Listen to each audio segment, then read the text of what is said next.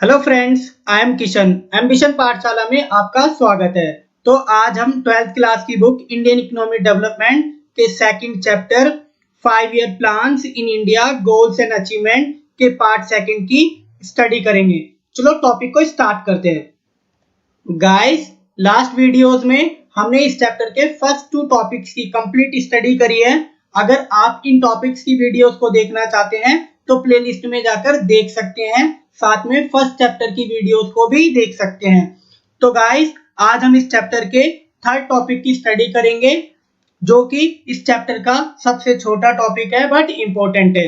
Directive planning and comprehensive planning, मतलब निर्देशात्मक नियोजन एंड व्यापक नियोजन क्या होता है, इसकी कंप्लीट स्टडी करेंगे।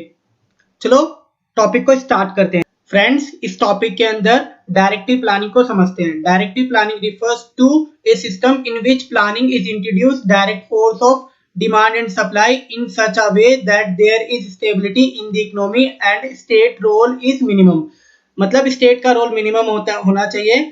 डायरेक्टिव प्लानिंग मतलब निर्देशात्मक नियोजन से अभिप्राय उस प्रणाली से है जिसमें मांग और पूर्ति की शक्तियों को इस प्रकार निर्देशित किया जाता है जिससे अर्थव्यवस्था में स्थायित्व अथवा संतुलन हो और स्टेट का रोल मिनिमम हो। मतलब जो मांग और पूर्ति की जो शक्तियां होती है उसको इस प्रकार इंट्रोड्यूस किया जाता है जिससे अर्थव्यवस्था में, इकोनॉमी के अंदर स्टेबिलिटी हो और स्टेट का रोल मिनिमम हो।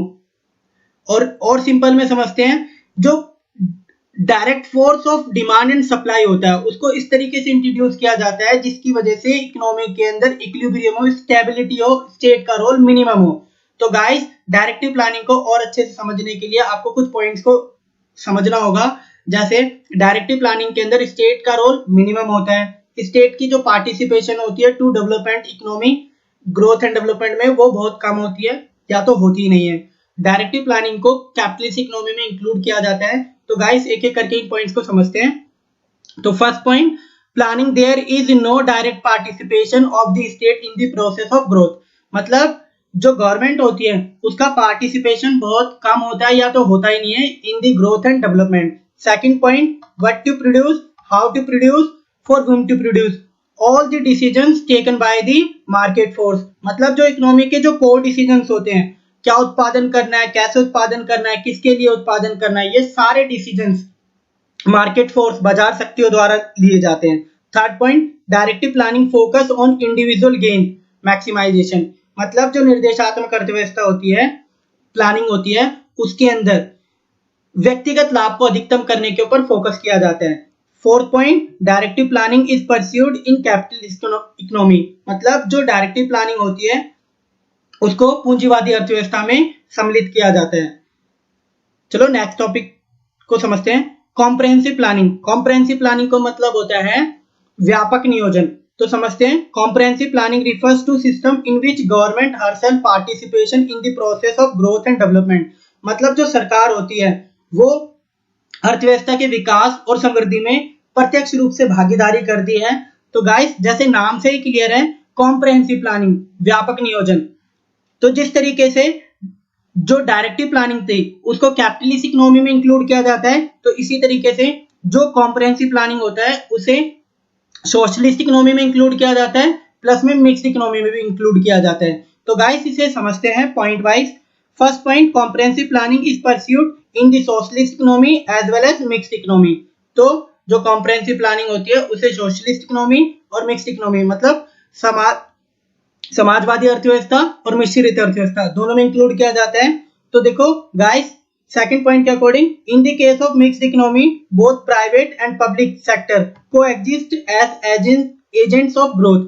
मतलब जो मिक्स्ड इकोनॉमी होती है उसके अंदर ग्रोथ एंड डेवलपमेंट के लिए जो निजी क्षेत्र होता है और पब्लिक सेक्टर होता है, वो दोनों मिलकर इसके अंदर अपना रोल प्ले करते हैं एजेंट के रूप में। Third point, in the case of socialist economy all the decisions relate to growth and development taken by the government।